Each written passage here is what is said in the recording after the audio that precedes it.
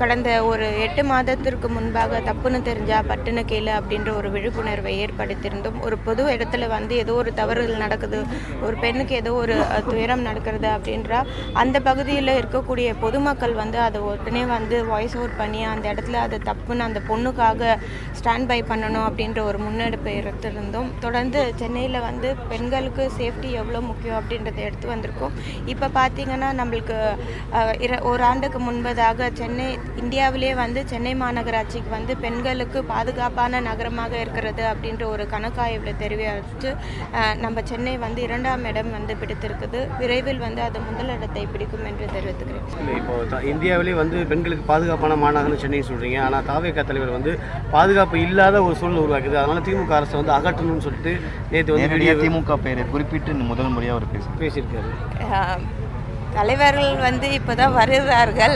அரசியல் களம் இன்னும் பார்க்க வேண்டியது இருக்குது. இருந்தாலும் இன்றைக்கு நம்ம மாண்புமிகு முதலமைச்சர் பெண்களுக்கான பல்வேறு திட்டங்களை கொண்டு வந்திருக்கிறார்கள். எவ்வளோ பெண்கள் வந்து இதனால் பயனடைந்திருக்கால். புதுமை பெண் திட்டமாக இருக்கட்டும், எத்தனையோ குழந்தைகள் வந்து கல்வி வந்து பருவத்தில் முடிச்சுட்டு கல்லூரி போக முடியாத சூழல் இருக்கக்கூடிய நிலையில் 2 ஆண்டுகள் 3 ஆண்டுகள் பிறகு இன்றைக்கு புதுமை பெண் திட்டம் மூலமாக வந்து அவங்க கல்லூரி செல்லக்கூடிய ஒரு பயன் இந்த திட்டத்தில் அடைந்திருக்கு.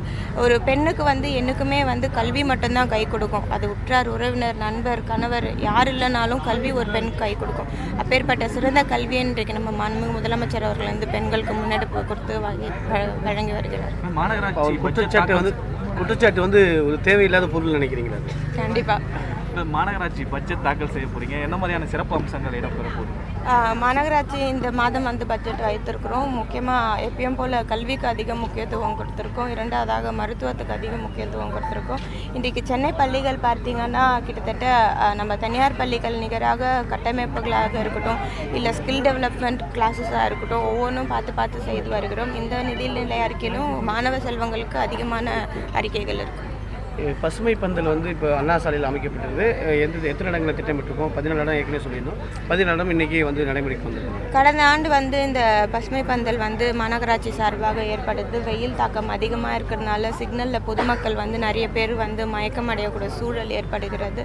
அதனால் மாநகராட்சி சார்பாக கடந்த ஆண்டு இதை கொண்டு வந்தோம். நல்ல வரவேற்பை இது பொதுமக்களிடையே பெற்றிருந்தது. இந்த ஆண்டும் இப்போ வந்து போன ஆண்டு மே மாதத்தில் தான் நாங்கள் பண்ணியிருந்தோம். பட் இந்த மாதம் வந்து மார்ச்லேயே வந்து வெயில் தாக்கம் அதிகமாக இருக்கிறதுனால மாநகராட்சி சார்பாக இந்த பணிகள் துவங்கப்பட்டிருக்கிறது.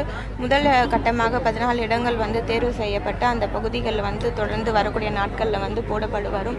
இந்த 14 இடங்கள் முடிந்த பிறகு பொதுமக்களின் கோரிக்கை கேட்க போல மற்ற இடங்களில் போடப்படும். செய்திகளை உடனுக்குடன் தெரிந்து கொள்ள உடனே சப்ஸ்கிரைப் பண்ணுங்க.